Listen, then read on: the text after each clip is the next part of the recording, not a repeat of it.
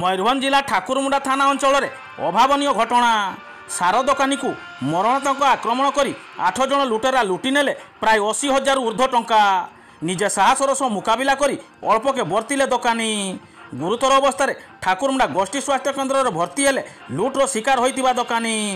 मिलिथिबा सूचना अनुसार ठाकुरमुंडा थाना 53 नंबर राज्य राजपथ ठाकुरमुंडा आनंदपुर रास्तार हांडीफुटा छक निकट में रमेश नाथ रही घर करने सह सम्मुखें नाथ फर्टिलाइजर नाम सार और मंजी दोकान कर 11 तारिख बुधवार संध्या प्राय 6:30 समय 4टी मोटरसाइकेल 8 जन डकायत आसी रमेश दोकान आगे ठिया होइथिले। 2 जन डकायत दोकान घर भीतर को पशि बिलाती और कबी मंजी मागिथिले। रमेश मंजी देखाइबा बेलकु 2 जन डकायत बंधुक देखाई लुट करने आरंभ करथिले। डकायत गुली फुटाइबा उद्यम करुवा समय दोकानी रमेश साहस देखाई बंधुक धरी डकायतर हाथ को जोर प्रहार करथिले। फल बंधुक तले पड़ जाई गोटे जीवंत गुली खसी पड़ता। अन्य डकायत माने घर भीतर पशि रमेश स्त्री और पिला को आक्रमण करथिले। महिला जनक कौशल क्रमे डकायत कबल खसी जाई मुख्य रास्ता उपरकू जाई रास्तार अन्य पार्श्वर थिबा लोकंकु बड़ पार्टी डाकिथिले।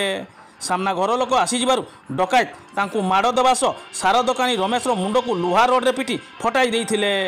रमेश गुरुतर भाव तले पड़जा फल डकायत माने प्राय 80,000 ऊर्ध्व टंका नहीं मोटरसाइकेल घटनास्थल चंपट मारिथिले। गोटे मोटरसाइकेल ठाकुरमुंडा दिगरे जाइथिबा बेले अन्य गाड़ी गुड़िक आनंदपुर अभिमुख जाइथिबा सूचना मिली।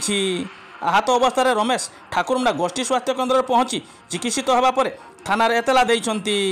एतला पाइबा पर ठाकुरमुंडा थाना अधिकारी सावित्री दली निज टीम सह घटनास्थल पहुंची छानबीन आरंभ करथिले लुटेरांको कौनसी सन्धान पाई नथिले।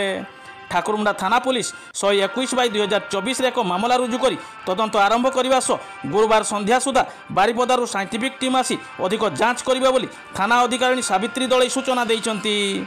मयूरभंज ठाकुरमुंडारू शेख राजू को रिपोर्ट, SR न्यूज एक्सप्रेस।